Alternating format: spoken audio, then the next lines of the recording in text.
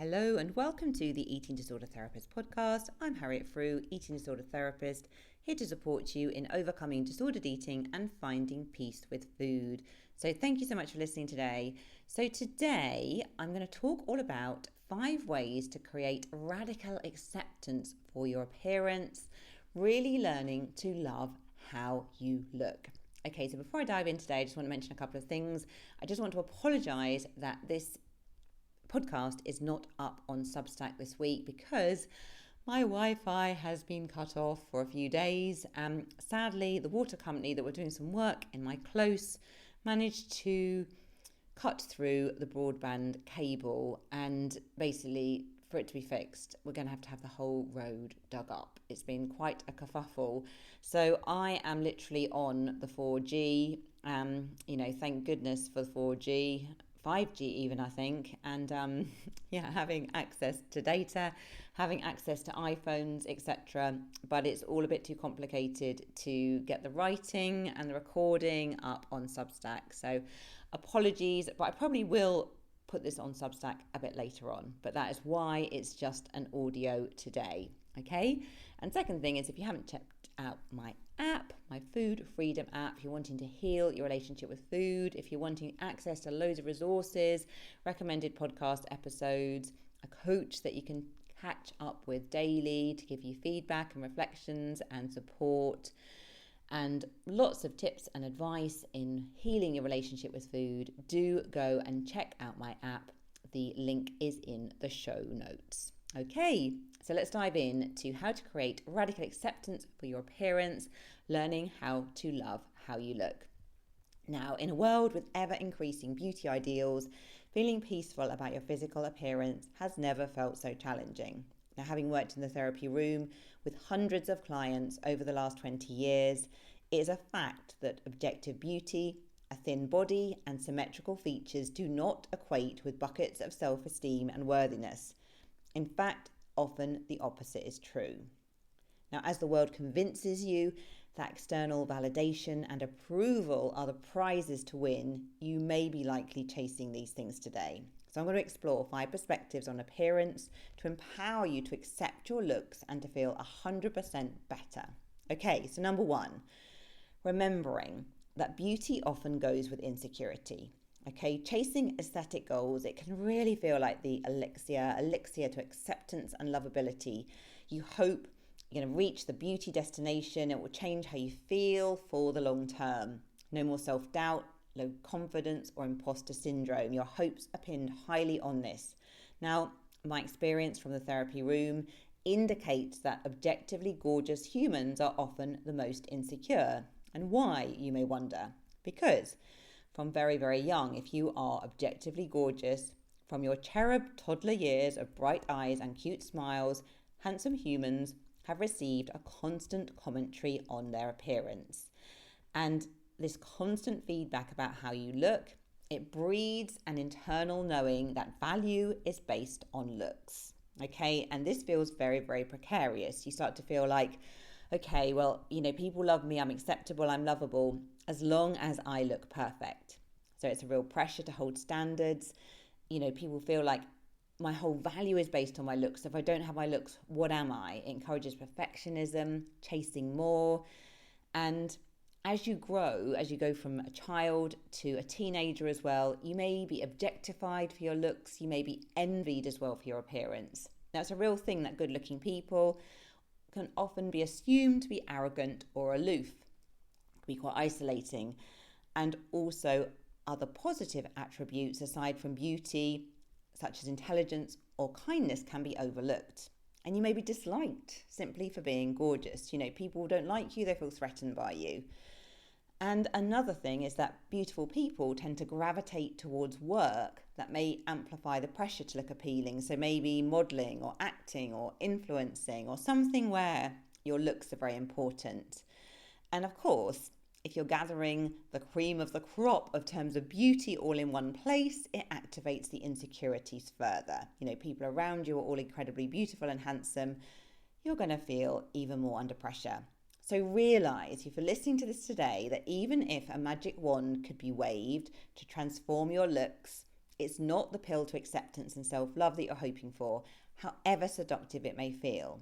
So instead, look around you and see the numerous people who radiate glowing energy and attractiveness who do not fit the beauty standard ideal. Now, they like themselves and they possess high self-esteem, and it's demonstrated through their self-care, their confidence, their authenticity, and these feelings radiate out like sunbeams and you feel it. So know that you can seize this perspective for yourself today. It's an internal decision rather than a procedure or diet. Okay, so make a decision that you are going to like yourself more. You are going to value yourself more. Okay, number 2, radical acceptance of your natural body. Okay, now it's fundamentally so helpful to accept your natural body features. Okay, moving towards acceptance of things like your natural body shape, your skin, your hair, your build, because you've inherited these things from your ancestors. So do this rather than wishing you fitted a cookie cutter mold. Now, I know myself, I've got curly hair, I'm pear-shaped, I have blue eyes, I have big lips, I have big teeth. My eyebrows and eyelashes are light and non-defined. But do I straighten my hair and bemoan the fact that boyish skinny cuts and clothes will never flatter my figure? Do I spend endless hours obsessing over my distinct lack of thigh gap and insignificant brows? Indeed, no. I embrace the curls and I make them wider and bigger even. I gravitate towards dresses and skirts with nipped waists and voluptuous bottoms to flatter my figure, and I maximise eyes with bright eyeliner and pencil in my insipid brows. So I embrace the looks I have. Okay, I've made a decision that I'm attractive, even if not conventionally beautiful, and I try to radiate this out into the world, and people generally will then feed that back, because your thoughts have energy, okay?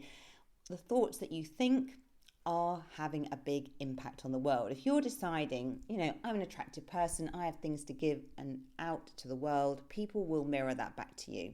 Number 3, self-care and look after your body, because the things we invest in hold value. Now, if you neglect yourself, being constantly busy and meeting the demands of every human and their dog, but putting yourself at the bottom of the priority list, you are signaling to the world and yourself that you do not count.